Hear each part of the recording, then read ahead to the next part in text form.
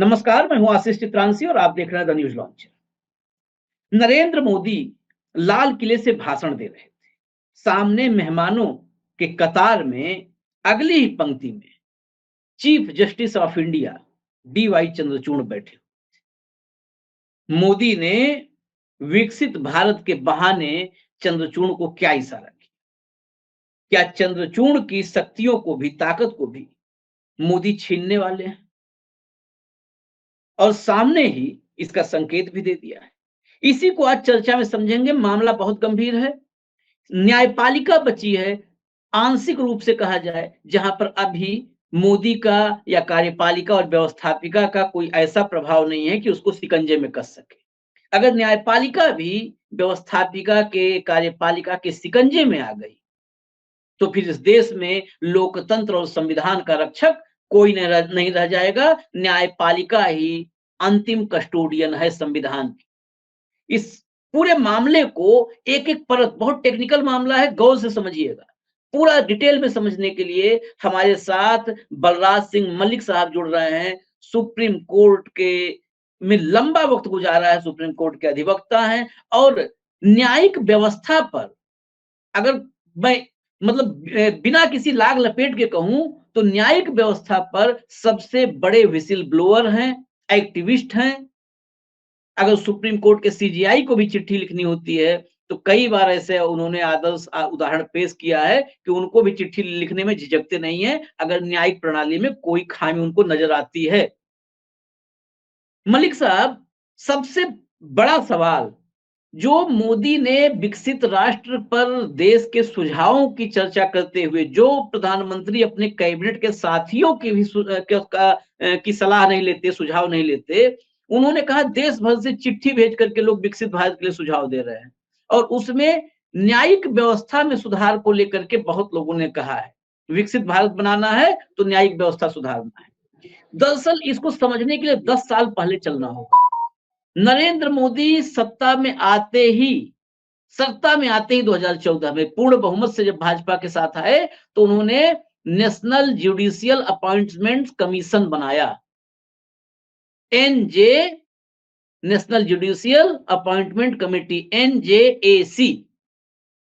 Supreme court ने उसको खारिज कर दिया कि नहीं, जजों की नियुक्ति में कार्यपालिका का कोई दखल नहीं होगा, यानी जजों की नियुक्ति भी अब नेता अफसर अपने मन से नहीं कर पाएंगे।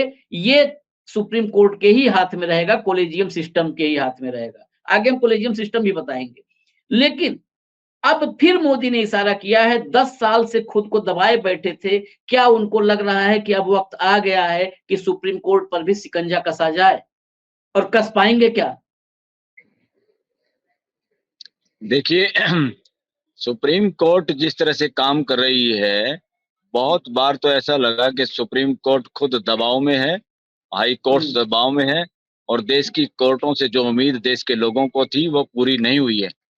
इसमें कोई दो राय नहीं है, इसमें स्पष्ट बोलने की जरूरत है और इसमें एडवोकेट नहीं बोलेंगे तो देश के लोग इसके लिए उनको बख्शेंगे नहीं कि वकील समाज भी अगर इस तरह से नपुंसकता का शिकार हुआ, अगर जुडिशरी वो काम नहीं करती जो उसकी ड्यूटी है, तो देश के वकीलों का बोलने की सबसे प्राथमिक ड्यूटी है।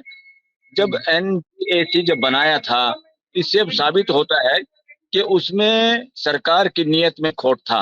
वो क्यों खोट था? जब सुप्रीम कोर्ट सरकार के पक्ष में बोलती रही, लोगों का राइट टू एक्सप्रेशन दबाव में आता रहा, अपोजिशन के लीडर जेल में चलते रहे, जमानतें नहीं हुई लोगों की, बार बार इधर जाओ उधर जाओ, हाई कोर्ट जाओ, डिस्ट्रिक्ट कोर्ट जाओ, और सुप्रीम कोर्ट इनकार करती रही। आज वही सुप्रीम कोर्ट, जब देश में हालात बदले हैं कुछ और मिलीजुली सरकार है, मैं तो इसको चोरी चकारी की सरकार कहता हूं, क्योंकि इस देश के इलेक्शन कमीशन ने अपनी ड्यूटी नहीं की है और मैं तो कहूंगा कुछ हद तक सुप्रीम कोर्ट ने भी अपनी ड्यूटी नहीं की है। अदरवाइज इस देश में जिस तरह से वोटों की गिनती में बदलाव आया और जिस तरह से वोटों की गिनतियों में चेंज आया, गुल्लक में जितने पैसे डाले उससे ज्यादा निकले, that is nonsense, that is a great blow on the democracy of this country. और उसको संभालने वाला इस देश की हाई कोर्ट और सुप्रीम कोर्ट में वो दम नहीं दिखाई दिया। इस मामले में हाई कोर्ट और सुप्रीम कोर्ट फेल हुई है देश के सामने। अगर NJAC पूरी तरह लागू हो जाता तो और भी ज्यादा नपुंसक हो जाती जुडिशरी, हाई कोर्ट और सुप्रीम कोर्ट। इसका मतलब नीयत में खोट था और जो ये बात सुधार की बात करे, सुधार की बिल्कुल नहीं बात करे, जुडिशरी को नपुंसक बनाने की बात करें। प्राइम मिनिस्टर की बात पे पूरा देश विश्वास नहीं कर रहा। जिन लोगों की चिट्ठियां आई हैं वो चिट्ठी ये आई होंगी कि जुडिशरी काम नहीं कर रही, जुडिशरी देश के लोगों के फंडामेंटल राइट बचाने में नाकामयाब हुई है, जुडिशरी सरकार की तरफ झुकती हुई नजर आती है। इस तरह की चिट्ठियां दी होंगी, उन चिट्ठियों का जिक्र प्राइम मिनिस्टर को करना चाहिए था। किन लोगों ने चिट्ठियां लिख दी उनको कि सुधार करने की जरूरत है। सुधार करने की जरूरत इसलिए है कि ये सुधार करने की जरूरत है कि सुप्रीम कोर्ट और हाई कोर्ट के जज आधी रात को भी अगर चाहें तो इस देश का बेड़ा गर्क करने में अगर देश का प्राइम मिनिस्टर भी शामिल है या कोई मंत्री संतरी शामिल है, उनको तुरंत आधी रात को भी कोर्ट के सामने बुलाया जाए।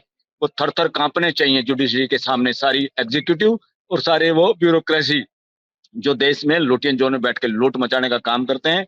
और देश के लोगों की ये चिट्ठियों की बात कर रहे हैं, लोगों की जुबान, लोगों के देश के पत्रकार सोशल मीडिया को दबाने के लिए नया षड्यंत्र रचने की कोशिश की और एक नया बिल लेके आए, ब्रॉडकास्टिंग बिल। ऐसे बदनीयती के लोग जुडिशरी में क्या चेंज करेंगे?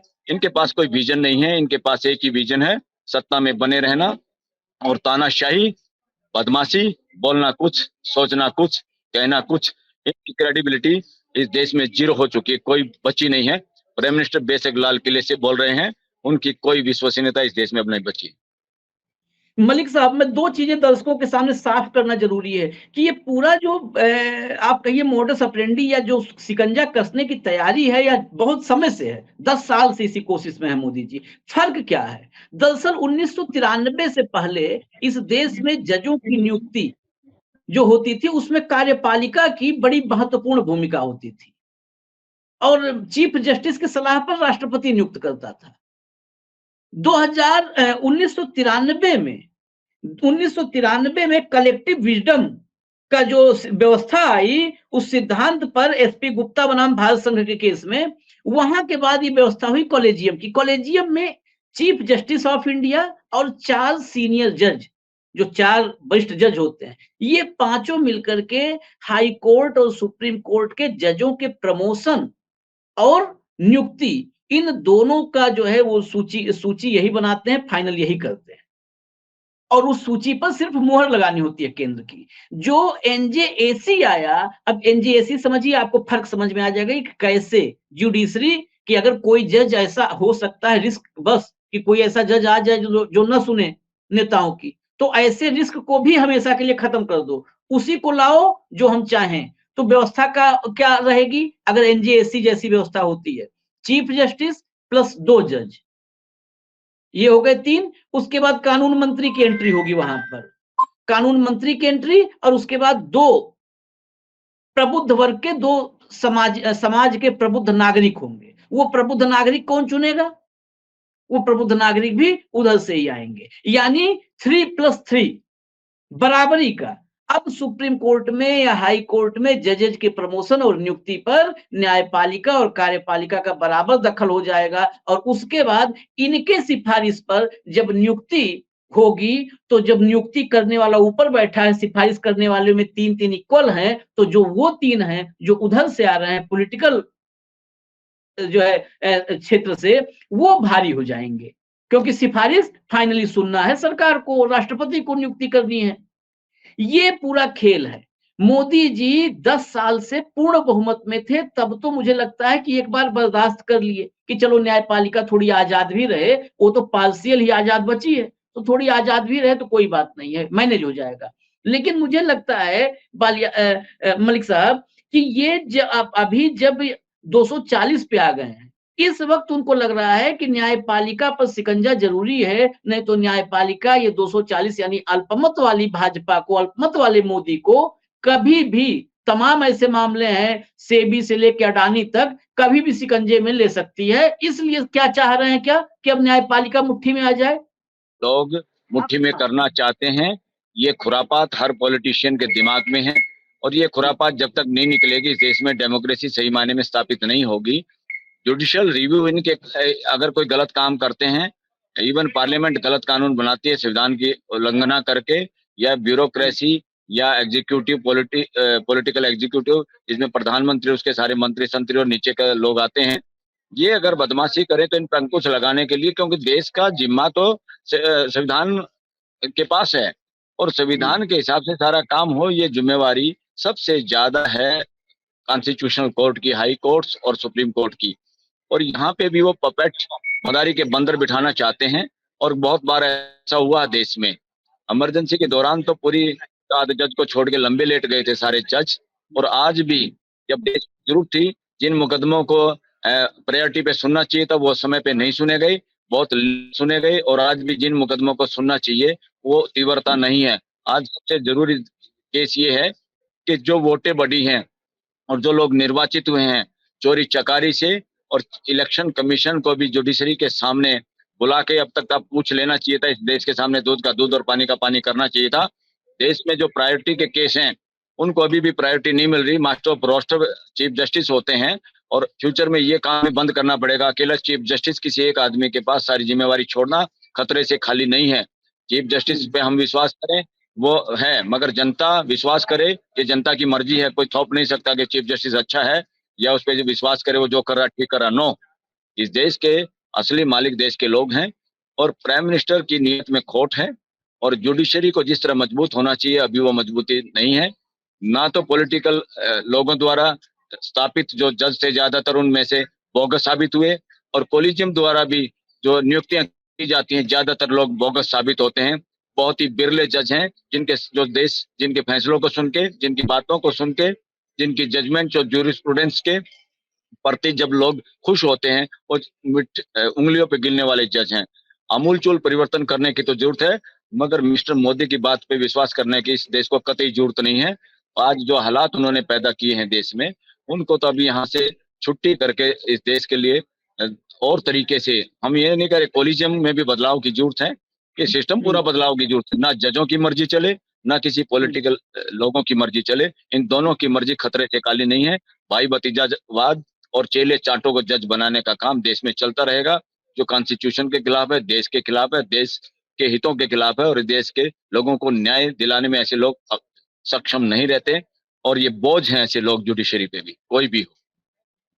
बिल्कुल, यही कॉलेजियम पर यही सवाल उठा करके ये सवाल उठता रहा, और इसी पर जस्टिस लाहौटी थे 2013 में, और ट्रांसपेरेंसी, कॉलेजियम की ट्रांसपेरेंसी पर जब सवाल खड़े हुए होने शुरू हुए, तो उस समय सिर्फ इतना किया गया कि जो वेबसाइट थी, वेबसाइट पर फैसले डाले जाने लगे। लेकिन अब भी एक बड़ा आरोप है कॉलेजियम सिस्टम में कि भाई भतीजावाद, जिसका आपने जिक्र किया, भाई भतीजावाद, कुछ चुनिंदा परिवार है उसी से जज बनते आ रहे हैं। इनका काम कुल मिलाकर के ये मोदी के शिकंजे में गया तो खतरनाक है।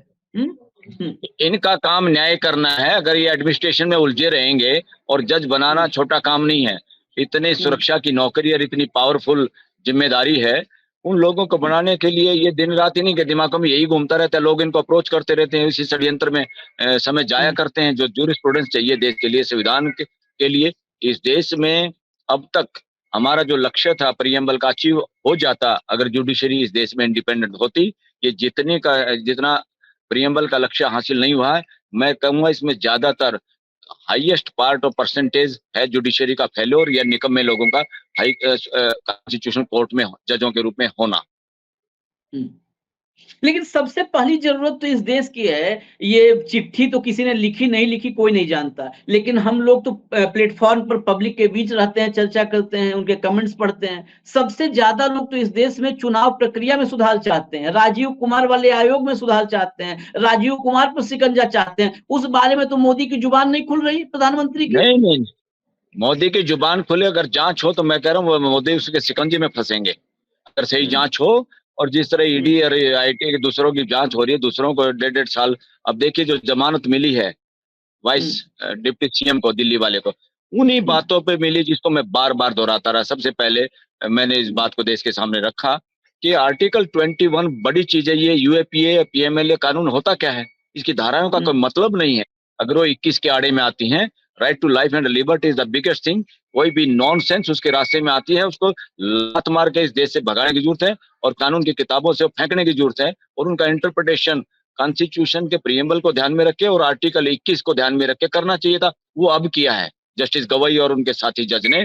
जो बातें मैंने, आप पुरानी अगर वीडियो चेक करेंगे, उन्हीं बातों के आधार पर, मैंने जब केजरीवाल को जमानत मिली थी और इंटरिम और उनको कहा कि सीएम ऑफिस में नहीं जाएंगे। मैंने कहा this is nonsense on the part of judicial system of this country. क्यों नहीं जाएंगे भाई? आपने कंडीशन लगा दी, वो जो काम है वो तो करेंगे, जो मर्जी करे, आप कैसे बैन लगा सकते हैं? तो अब इसी तरह की डिमांड की गई थी मनीष सिसोदिया के केस में भी, जिसमें जस्टिस गवई और उनके साथी जज ने उसको एकदम साइडलाइन कर दिया। No, we are not doing this, we are declining your this nonsense demand. जो उन्होंने कहा ना डिप्टी सीएम अपने ऑफिस में नहीं जाएंगे, उन्होंने इस बात को नहीं माना। इस बात का मैंने भरपूर विरोध किया था, और शायद अकेला ऐसा वो आदमी था कोई सोशल मीडिया पे जिसने इस बात को खुल के किया था। बाकी लोग, हमारे सीनियर एडवोकेट, जाने माने वकील भी चुप थे इस बात पे। मेरे साथ, ये तो मेरे साथ चर्चा में आपने बोला था, लेकिन उसी उसी तर्क पर, उसी दलील पर, वही दलील आगे बढ़ी, उसी दलील को खारिज कर दिया गया केजरीवाल को जमानत देने में। म्यूट है उनको इंटरिम जमानत भी मिलनी चाहिए थी। कोई पहाड़ टूटने वाला नहीं था, ये देश छोड़ के भागने वाले नहीं। जो देश छोड़ के भाग के वो तो आज तक देश में नहीं आए। और मोदी बात करते हैं देश के जुडिशियल सिस्टम चेंज करने की। अरे लोग, आपके जानने वाले लोग देश का पैसा खा के भागे हुए हैं। क्या काम किया आपने देश को? बताइए। लाल किले से आपने बताया नहीं। बहुत सारी बातें जो ये देश जानना चाहता था, पूछना चाहता था, उनके मुंह से सुनना चाहता था। He is always silent. वो हर उन चीजों पे साइलेंट है जो इस देश जानना चाहता है। उनका लाल किले से बोलना कोई सार्थक नहीं है, उसकी कोई उपयोगिता इस देश के लिए बची नहीं है अब।